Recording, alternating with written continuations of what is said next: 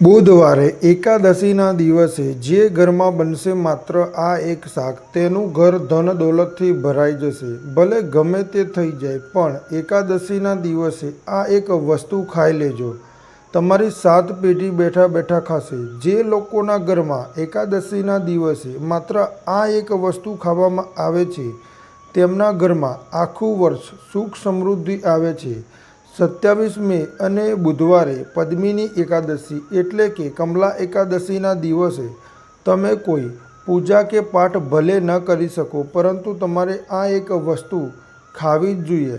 માત્ર આ એક વસ્તુ ખાવાથી તમારા જીવનની બધી સમસ્યાઓ તરત જ દૂર થઈ જશે. આ એકાદશીના દિવસે તમે બરફી પેંડા ભલે ન ખાઈ શકો, પણ આ એક વસ્તુ જરૂર ખાઈ લેજો. તમારા ઘરની દિશા બદલાઈ જશે. એટલા માટે જુઓ, વાત એમ છે કે અમારું કામ તો તમને સલાહ આપવાનું છે. અમે તમને સલાહ આપી શકીએ છીએ. હવે માનવું કે ન માનવું એ તમારી મરજી છે, પરંતુ એક વાત હું તમને જરૂર કહીશ કે જો તમે અમારી સલાહનું પાલન કરશો અને તેને તમારા જીવનમાં લાગુ કરશો, તો તમારો બેડો પાર થઈ જશે. કારણ કે 27 મેના રોજ આવતી આ પદ્મિની એટલે કે કમલા એકાદશીની તિથિ ખૂબ જ ખાસ માનવામાં આવે છે. આ વર્ષે પુરુષોત્તમ મહિનો એટલે કે અધિક માસ ચાલતો હોવાથી આ એકાદશીનું મહત્ત્વ હજારો ગણું વધી જાય છે. અને આ મહિનો ભગવાન માધવનો, શ્રીહરિ વિષ્ણુનો સૌથી પ્રિય મહિનો છે.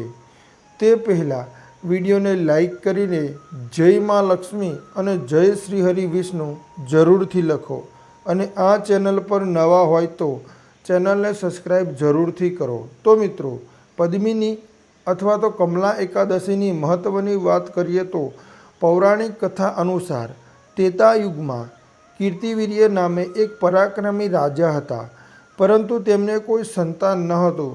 રાજા અને તેમની પરમ ભક્ત રાણી મનીષામતી સંતાન પ્રાપ્તિ માટે વર્ષો સુધી જંગલમાં ઘોર તપસ્યા કરવા ગયા. હજારો વર્ષની તપસ્યા પછી પણ જ્યારે કોઈ પરિણામ ન મળ્યું, ત્યારે રાણીએ માતા અનસૂયા પાસે ઉપાય માગ્યો. માતા અનસૂયાએ રાણીને અધિક માસમાં આવતી શુક્લ પક્ષની પદ્મિની એકાદશી, જેને કમલા એકાદશી પણ કહેવાય છે, તેનું વ્રત કરવા કહ્યું. રાણીએ પૂરી રીતે અને શ્રદ્ધા અને નિયમો સાથે આ વ્રત રાખ્યું અને જાગરણ કર્યું.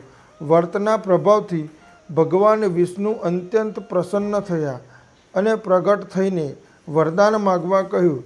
રાણીએ પોતાના પતિ માટે એક એવો પુત્ર માગ્યો જે ત્રણેય લોકમાં અજય હોય.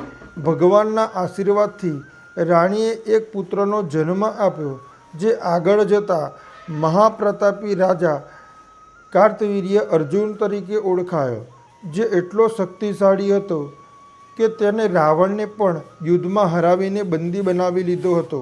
આ એકાદશી દર વર્ષે નથી આવતી, પરંતુ માત્ર લોંગ યર એટલે કે અધિક માસ પુરુષોત્તમ માસમાં જ આવે છે. તેથી તેનું પુણ્ય સામાન્ય એકાદશી કરતાં હજારો ગણું વધી જાય છે. આ વ્રત રાખવાથી નિસંતાન દંપતીને તેજસ્વી સંતાનની પ્રાપ્તિ થાય છે. મોક્ષ અને લક્ષ્મીની કૃપા પ્રાપ્ત થાય છે. કમલા એ માતા લક્ષ્મીનું જ સ્વરૂપ છે. તેથી આ દિવસે ભગવાન વિષ્ણુ અને લક્ષ્મીજીની પૂજા કરવાથી ઘરમાંથી ગરીબી દૂર થાય છે અને સુખ સમૃદ્ધિ આવે છે, અને અંતે વૈકુંઠ ધામની પ્રાપ્તિ થાય છે. જે રીતે ગંગા સ્નાન કરવાથી બધા દુઃખ અને પીડામાંથી મુક્તિ મળે છે, તેવી જ રીતે આ દિવસે માતા લક્ષ્મીની અને ભગવાન વિષ્ણુની પૂજા કરવાથી અને સાથે એક વસ્તુ ખાવાથી જીવનમાં સુખ, શાંતિ અને સમૃદ્ધિ આવે છે. જો તમે એકાદશીની રાત્રે આ એક વસ્તુ ખાશો, તો માતા લક્ષ્મીજીના આશીર્વાદથી તમારા ઘરમાં એટલી સુખ સમૃદ્ધિ આવશે કે તમે સંભાળી નહીં શકો. 27 મે 2026 અને બુધવારના દિવસે આ પવિત્ર કમલા એકાદશીની તિથિ છે. આપણા હિન્દુ ધર્મશાસ્ત્રોમાં આ દિવસનું મહત્ત્વ સૌથી વધારે માનવામાં આવે છે અને આવો દુર્લભ સંયોગ આખા વર્ષો પછી એક જ વાર આવે છે. જો કોઈ આ એકાદશીના પવિત્ર દિવસે માત્ર આ એક વસ્તુ ખાય છે તો માતા લક્ષ્મીજી અને ભગવાન શ્રી હરિ વિષ્ણુજીના આશીર્વાદથી એટલું બધું સમૃદ્ધિ આવશે કે તમે તેને સંભાળી નહીં શકો. આ સાથે આ વિડીયોમાં અમે તમને એ પણ જણાવીશું કે ભલે ગમે તે થઈ જાય પણ એકાદશીના દિવસે આવું ભોજન ક્યારે ભૂલથી પણ બનાવતા નહીં, નહીંતર આખો પરિવાર બરબાદ થઈ જશે. આ સાથે આ વિડીયોમાં અમે તમને 27 મે 2026 બુધવારના દિવસે એટલે કે કમલા એકાદશીના દિવસે તમારે શું ખાવું જોઈએ જેથી તમને તમારા જીવનમાં માતા લક્ષ્મીજી અને ભગવાન શ્રી હરિ વિષ્ણુજીના આશીર્વાદ મેળવી શકો. આ વિડીયોમાં અમે તમને એ પણ જણાવીશું કે એકાદશીના દિવસે ભૂલથી પણ આ બે કામ ક્યારેય ન કરો, નહીં તો ઘરમાં ગરીબી આવતા વાર નહીં લાગે. આ બે કામ ક્યારેય ન કરવા જોઈએ. જે લોકો આ પવિત્ર દિવસે ભૂલથી પણ અજાણતા આ બે કામ કરે છે તેમનું જીવન બરબાદ થઈ જાય છે. જે ઘરમાં માત્ર આ બે કામ થાય છે ત્યાં માતા લક્ષ્મી ક્યારેય નિવાસ કરતા નથી. અમે તમને એ પણ જણાવીશું કે જો તમે એકાદશીના દિવસે આ વસ્તુઓનું દાન કરશો તો તમારા ઘરમાં ક્યારેય સુખ સમૃદ્ધિની કમી રહેશે નહીં. તો આવી માહિતી આપવા માટે અમે તમારી પાસે કોઈ પૈસા લેતા નથી. અમે તમને આવી માહિતી બિલકુલ મફતમાં પૂરી પાડીએ છીએ. તેથી તમારે વિડીયો સંપૂર્ણપણે જોવો જ જોઈએ અને તેને અધવચ્ચે છોડીને ન જતા. ઘણા લોકો એવા હોય છે જે વિડીયોને કાપીને જોવે છે અને અડધો છોડીને જતા રહે છે. પછી આવા વ્યક્તિ જીવનમાં ક્યારેય સફળતા મેળવી શકતા નથી. તેથી વિડીયોને અડધો છોડીને ન જતા તમારે આખો વિડીયો જોવો જ જોઈએ. અને ભલે ગમે તેમ થઈ જાય પણ આ કમલા એકાદશીના દિવસે આ એક વસ્તુ જરૂર ખાઈ લેજો, કારણ કે આ વખતે ઘણા વર્ષો પછી એકાદશીની તિથિ આવા શુભ બુધવારીય સંયોગમાં આવી રહી છે જે હિન્દુ ધર્મમાં શ્રેષ્ઠ માનવામાં આવે છે. આ દિવસે કરવામાં આવતો કોઈ પણ ઉપાય ક્યારેય વ્યર્થ જતો નથી. તે હંમેશા લાભ જ પ્રદાન કરે છે. તે સંપૂર્ણ માહિતી જાણીએ તે પહેલાં કોમેન્ટ બોક્સમાં તમારા કુળદેવીનું નામ જરૂરથી લખજો. સાથે આ વિડીયોને લાઈક કરજો. ચાલો તમને પદ્મિની એટલે કે કમલા એકાદશી વિશે થોડી માહિતી આપીએ. આ વખતે 2026માં લોકોના મનમાં મૂંઝવણ છે કે આ દિવસે માતા લક્ષ્મીજીની પૂજા કેવી રીતે કરવી, શુભ મુહૂર્ત કેટલા વાગે છે, શું ખાવું જોઈએ અને શું ન ખાવું જોઈએ. આ વિડીયોમાં અમે તમારા બધા પ્રશ્નોના જવાબ આપીશું. તમારે ફક્ત આ વિડીયો સંપૂર્ણપણે જોવો પડશે. તેમજ જો તમે આ એકાદશીના પવિત્ર દિવસે ગાયને આ એક વસ્તુ ખવડાવશો તો દેવી લક્ષ્મીજીના આશીર્વાદથી તમારા જીવનમાં સુખ અને સમૃદ્ધિના બધા રસ્તા ખુલી જશે. તો કૃપા કરીને વિડીયો સંપૂર્ણ જુઓ. તો ચાલો હવે તમને સૌપ્રથમ આ કમલા એકાદશી વિશે થોડી માહિતી આપીએ. હિન્દુ ધર્મમાં આ એકાદશીનું મહત્ત્વ ખૂબ જ છે, કારણ કે એવું માનવામાં આવે છે કે આ દિવસે માતા લક્ષ્મીજી અને ભગવાન વિષ્ણુની પૂજા કરવાથી વ્યક્તિના બધા પાપોનો નાશ થાય છે. આ દિવસે માતાજીની અને ભગવાન વિષ્ણુની પૂજા કરવાથી ભૌતિક સુખ, આધ્યાત્મિક શાંતિ અને માનસિક શુદ્ધતા પણ પ્રાપ્ત થાય છે. જીવનના તમામ દુઃખો અને મુશ્કેલીઓમાંથી મુક્તિ મળે છે. ધાર્મિક માન્યતાઓ અનુસાર આ દિવસે સ્નાન અને દાન કરવાથી અનેક ગણું પુણ્ય મળે છે. આ સાથે આ દિવસોને પૂર્વજોને તર્પણ, પિંડદાન વગેરે પણ અર્પણ કરવાથી પિતૃદોષથી મુક્તિ મળે છે. આ વખતે એકાદશી બુધવાર અને બુધવાર એ વિઘ્નહર્તા ગણેશજીનો બુદ્ધિનો વાર છે. તેથી આ દિવસે પૂજા કરવાનું ફળ યક્ષય બની જાય છે. તો ચાલો હવે જાણીએ ત્યાં એકાદશીની સાચી તારીખ અને સમય શું છે. પછી તમે એક પછી એક બધી માહિતી જણાવીશું અને એ પણ જણાવીશું કે એકાદશીના દિવસે આપણે કઈ વસ્તુ ખાવી જ જોઈએ અને અમે તમે એ પણ જણાવીશું કે આ દિવસે એક એવી વસ્તુ છે જે ભૂલથી પણ ન ખાવી જોઈએ. જો તમે ભૂલથી પણ આ વસ્તુ ખાઈ લો છો તો તમારા જીવનમાં તમારા ઘરમાં કંઈક દુઃખદ ઘટના બની શકે છે. તો ભૂલથી પણ આવું કામ ન કરો અને કોઈ પણ સમસ્યા આવે તે પહેલાં તમારે આખો વિડીયો જોવો જ જોઈએ. આ એક ખૂબ જ ખાસ અને માહિતીપ્રદ વિડીયો છે. તો ચાલો આ એકાદશીની સાચી તારીખ, સમય અને પૂજા પદ્ધતિ વિશે જાણીએ. પણ તે પહેલાં હું તમને હાથ જોડીને પ્રાર્થના કરું છું કે હજુ સુધી તમે કોમેન્ટ બોક્સમાં જય માતાજી અને તમારા કુળદેવીનું નામ જરૂરથી લખજો.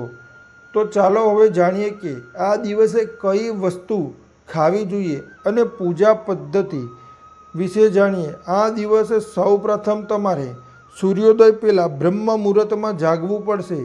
પછી સ્નાન કરી અને પૂજા સ્થાન પર બેસી જાઓ. સૌ પ્રથમ સફરજન અથવા તો કોઈ પણ ફળ હોય જેવું આખું ફળ કાપ્યા વિનાનું લો અને તેને ગંગાજળથી શુદ્ધ કરો. પછી ભગવાન શ્રી હરિ વિષ્ણુજીના ફોટા સામે મૂકો.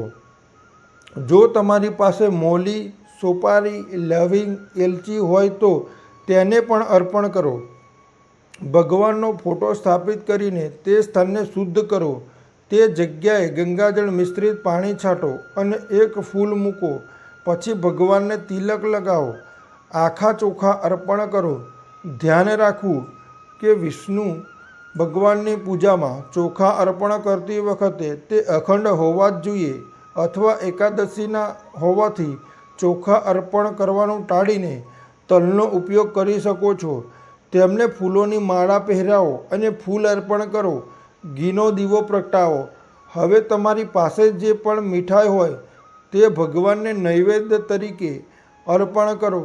જો મીઠાઈ ન હોય તો તમે ખાંડ અથવા સાકરનો પ્રસાદ ચઢાવી શકો છો. પછી ભગવાન સમક્ષ હાથ જોડીને ઓમ નમઃ ભગવતે વાસુદેવાય નમઃ મંત્રનો 108 વાર જાપ કરો. તમારી ઈચ્છા પૂરી કરવા માટે પાનનું બીડું તૈયાર કરો. તેમાં 2 લવિંગ, 2 એલચી અને 1 સોપારી નાખો. આ ભગવાનને અર્પણ કરો અને ફરીથી ઓમ નમઃ ભગવતે વાસુદેવાય નમઃ આ મંત્રનો 11 વાર જાપ કરો. પછી ભગવાન સમક્ષ તમારી ઈચ્છા વ્યક્ત કરો. જો તમે ધન પ્રાપ્તિ માટે પૂજા કરી રહ્યા છો તો ભગવાન પાસેથી ધનનો આશીર્વાદ મેળવો અને પછી ભગવાનની આરતી કરો. અંતે ફળો અર્પણ કરો અને બધા ભક્તોને પ્રસાદનું વિતરણ કરો. ચાલો હવે તમને જણાવી દઈએ કે એકાદશીના દિવસે કઈ વસ્તુનું સેવન ભૂલથી પણ ન કરવું જોઈએ તેથી તમારી પૂજા શુદ્ધ અને સંપૂર્ણ ફળદાયી બને. સૌથી પહેલી વસ્તુ છે ચોખા ભાત. આ એકાદશીના પવિત્ર દિવસે ચોખા ખાવાની સખત મનાઈ છે. શાસ્ત્રો અનુસાર આ દિવસે ચોખા ખાનાર વ્યક્તિ પાપનો ભાગીદાર બને છે. બીજી વસ્તુ છે ખાટા ફળોનું સેવન. એકાદશીના પવિત્ર દિવસે કેરી, આંબલી, દહીં, ખાટા ફળો વગેરે પદાર્થોનું સેવન કરવું નિષેધ માનવામાં આવે છે. ખાટા પદાર્થો તામસિક ગુણોમાં વધારો કરે છે જે માનસિક સ્થિતિ પર નકારાત્મક અસર કરી શકે છે. ધાર્મિક દૃષ્ટિકોણથી પણ ખાટા ખોરાક શરીરમાં નકારાત્મક ઉર્જા ઉત્પન્ન કરે છે. તેથી આ દિવસે ખાટા ખોરાકથી દૂર જ રહેવું જોઈએ. બીજી વસ્તુ છે માંસાહારી ખોરાક. એકાદશી જેવા પવિત્ર દિવસે માંસાહારી ખોરાક સંપૂર્ણપણે નિષેધ મનાય છે. આ દિવસે ભૂલથી પણ માંસાહારી ખોરાક ઈંડા, માછલી, ચિકન અથવા તો કોઈપણ પ્રકારનું માંસ ન ખાવું તેનું ધ્યાન રાખવું જોઈએ. માંસાહારી ખોરાક ખાવાથી શરીર અને આધ્યાત્મિક રીતે આપણને નુકસાન થાય છે. માંસાહારી ખોરાક તામસિક ગુણોમાં વધારો કરે છે, જે આપણી માનસિક શાંતિ અને સંતુલનને અસર કરે છે. એકાદશીના દિવસે સાત્વિક ખોરાક જ ખાવો જોઈએ, જે પવિત્રતા અને ભક્તિનું પ્રતીક છે. ત્રીજી વસ્તુ છે નશીલા પદાર્થો. આ પવિત્ર દિવસે દારૂ, તમાકુ, ગુટખા વગેરેનું સેવન સંપૂર્ણપણે પ્રતિબંધિત છે. આ પદાર્થો શારીરિક અને માનસિક સ્વાસ્થ્ય માટે હાનિકારક છે. નશાકારક પદાર્થો શરીર અને મનમાં અશુદ્ધિ ઉત્પન્ન કરે છે. તેથી આ દિવસે કોઈપણ પ્રકારનો નશો ટાળવો જોઈએ, જેથી તમારી ભક્તિ શુદ્ધ રહે. ડુંગળી અને લસણનું સેવન પણ આ એકાદશીના દિવસે ન કરવું જોઈએ. આ બંને પદાર્થો તામસિક ગુણોથી ભરપૂર છે અને વ્યક્તિના માનસિક સંતુલનને અસર કરી શકે છે. ડુંગળી અને લસણ ખાવાથી આહારમાં અસંતુલન થાય છે અને ભક્તિમાં અવરોધ ઉત્પન્ન થઈ શકે છે. આ દિવસે આ બંનેનું સેવન ન કરવાની સલાહ આપવામાં આવે છે. જો હજુ સુધી તમે કોમેન્ટ બોક્સમાં જય માતાજી નથી લખ્યું તો જરૂરથી લખજો. તો ચાલો હવે જાણીએ કે આ એકાદશીના દિવસે કયા કામ ભૂલથી પણ ન કરવા જોઈએ. એકાદશીની રાત્રે જમીન પર સૂવું જોઈએ. તે આત્મનિયંત્રણ અને સંયમનું પ્રતીક છે. પરંતુ આ દિવસે સવારે મોડા સુધી સૂવાનું ટાળવું જોઈએ. આ દિવસે આપણે જાગ્રત અને સચેત રહેવું જોઈએ. કોઈપણ ઝાડ કે છોડના પાંદડા, ખાસ કરીને તુલસીના પાન અને ફૂલો તોડવાનું પણ ટાળો. આ દિવસે વ્યક્તિએ કોઈપણ પ્રકારના વિવાદ, ઝઘડા કે દુષ્ટતાથી દૂર જ રહેવું જોઈએ. આ દિવસે વ્યક્તિએ શાંત અને સંયમિત રહેવું જોઈએ અને કોઈના પ્રત્યે કોઈ દ્વેષ કે કડવાશ રાખવાનું ટાળવું જોઈએ. આ દિવસના મુખ્ય હેતુ ભગવાન વિષ્ણુની પૂજા અને ધ્યાન કરવાનો છે. તેથી આ દિવસ સાંસારિક પ્રવૃત્તિઓમાંથી મુક્ત થઈને ભક્તિમાં સંપૂર્ણપણે ડૂબી જવાનો છે. આ દિવસે ભગવાન વિષ્ણુની પૂજા અને શ્રીહરિના મંત્રોનો જાપ કરવાથી પુણ્ય ઉદય પ્રાપ્ત થાય છે. હવે જાણીએ કઈ વસ્તુઓ ખાવી જોઈએ. આ દિવસે બટાકા, શક્કરિયા, સાબુદાણા, દૂધ, આદુ, ફળો અને ગોળનું સેવન કરવું જ જોઈએ. આ વસ્તુઓ સાત્વિક છે. અનાજ અને માંસાહારી ખોરાક સંપૂર્ણપણે ટાળવો જ જોઈએ. આ દિવસે સફરજન, કેળા, નારંગી, પપૈયા વગેરે જેવા તાજા ફળો ખાઈ શકાય છે. આ ફળો વિટામિન અને પોષક તત્વોથી ભરપૂર હોય છે અને શરીરને તાજગી પ્રદાન કરે છે. આ ઉપરાંત રાજગરાનો કે સિંગોડાનો લોટ પણ સારો વિકલ્પ છે. આ દિવસે ફક્ત શુદ્ધ સાત્વિક ફરાળી ખોરાક જ બનાવવો જોઈએ અને લસણ અને ડુંગળીથી દૂર જ રહેવું જોઈએ. આ ઉપરાંત જો તમે વધુ ઉર્જાની જરૂર લાગે તો સાબુદાણાની ખીચડી, સાબુદાણા વડા અથવા તો સાબુદાણાની ટિક્કી પણ ખાઈ શકો છો. સાબુદાણા પચવામાં હલકા હોય છે અને શરીરને જરૂરી ઉર્જા પાડી શકે છે. એકાદશીના દિવસે ગાયને કઈ વસ્તુ ખવડાવવી જોઈએ તે પહેલાં હજુ સુધી તમે કોમેન્ટ બોક્સમાં ઓમ નમઃ ભગવતે વાસુદેવાય નમઃ નથી લખ્યું તો જરૂરથી લખો, જેથી આપણા જીવનની સમસ્યા દૂર થાય અને ઘરમાં સકારાત્મક ઉર્જાનો વાસ થાય. ગાય માતાને તાજી ફરાળી રોટલી કે પૂરી અથવા ગોળ ખવડાવવો ખૂબ જ શુભ માનવામાં આવે છે. ધ્યાનમાં રાખો કે ગાયને ક્યારેય વાસી ખોરાક ન આપો, કારણ કે તેનાથી ઘરમાં નકારાત્મક ઉર્જાનો સંચાર થઈ શકે છે. વાસી ભોજન ગાય માતાને આપવાથી દુઃખના દેવતા ઘરમાં નિવાસ કરી શકે છે. તેથી દરરોજ તાજું બનાવીને ગાયને ખવડાવવાનો પ્રયાસ કરો. જો કોઈ કારણસર ખોરાક બચી જાય તો તેને બીજા દિવસે ન આપો, કારણ કે વાસી માનવામાં આવે છે. ગાયને હંમેશા તાજો ખોરાક આપો. આ સિવાય જો ઘરમાં કોઈ પણ ફળ કે શાકભાજી સડી જાય તો તેને ગાયને આપવાનું ટાળો. જો તમે ગાય માતાને પ્રસન્ન કરવા માગો છો તો તમે લોટના રાજગરા કે સિંગોડાના 11 ગોળા બનાવી શકો છો. તેના પર હળદર લગાવી શકો છો અને પછી ગાયને ખવડાવી શકો છો. આમ કરવાથી તમારી બધા કામ સરળ બનશે અને તમારા જીવનમાં સુખ અને સમૃદ્ધિ આવશે. કારણ કે ગાયમાં 33 કોટી દેવી દેવતાઓ નિવાસ કરે છે. ગાયની 7 વાર પરિક્રમા કરો. આ તમારા જીવનમાં સફળતા અને સમૃદ્ધિ લાવશે. જ્યારે પણ તમે ગાયને કંઈ આપો છો ત્યારે તેમાં હળદર અથવા થોડું ઘી નાખી શકો છો.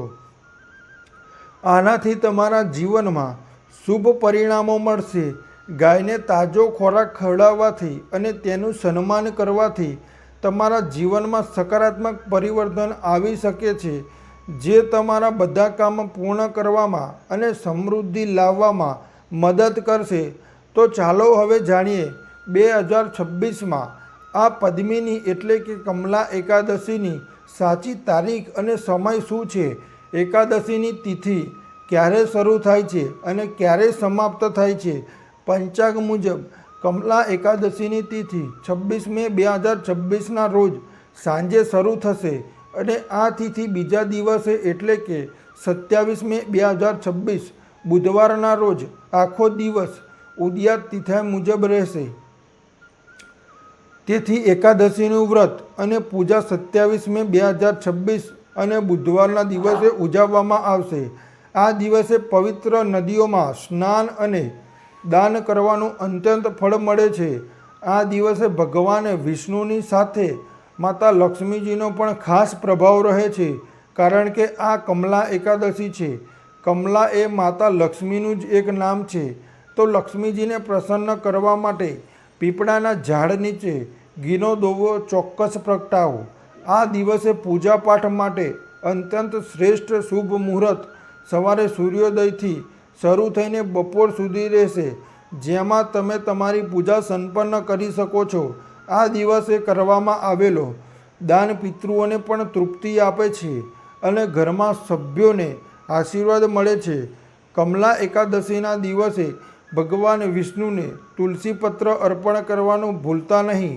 પરંતુ યાદ રાખજો, તુલસીના પાન એક દિવસ પહેલાં જ તોડી લેવા જોઈએ. એકાદશીના દિવસે ન તોડવા, કારણ કે તુલસી વિના ભગવાન વિષ્ણુનો ભોગ અધૂરો ગણાય છે. આ દિવસે ગરીબોને પાણીનો ઘડો, ફળ કે વસ્ત્રોનું દાન ખૂબ જ પુણ્યશાળી માનવામાં આવે છે, કારણ કે મે મહિનાની ગરમીમાં આ વસ્તુઓનું દાન કરવાથી અક્ષય પુણ્ય મળે છે. જો આ વિડીયો તમને પસંદ આવ્યો હોય તો વિડીયોને લાઈક કરજો. અમારી ચેનલ નિર્મલ વોઇસ પણ જરૂરથી સબસ્ક્રાઈબ કરજો અને બાજુમાં આપેલા બેલ આઇકનને પ્રેસ કરીને ઓલ ઉપર સિલેક્ટ કરી લેજો, જેથી તમને વિડીયોની નોટિફિકેશન સૌથી પહેલાં મળતી રહે. અને કોમેન્ટ બોક્સમાં જય શ્રી કૃષ્ણ અને જય શ્રી રામ જરૂરથી લખો.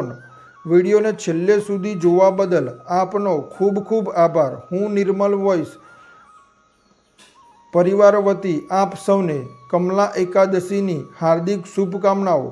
ભગવાન તમારી દરેક મનોકામના પૂર્ણ કરે તેવી પ્રાર્થના સાથે આ એકાદશી તમારા જીવનમાં નવો પ્રકાશ અને નવી પ્રગતિ લઈને આવે તેવી મનોકામના. ફરી મળીશું એક નવા વિડીયોમાં. ત્યાં સુધી ભક્તિમાં જોડાયેલા રહો. જય શ્રી કૃષ્ણ. રાધે રાધે.